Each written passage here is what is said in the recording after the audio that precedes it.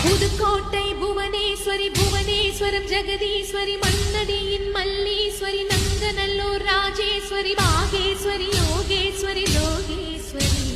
Melmalayanur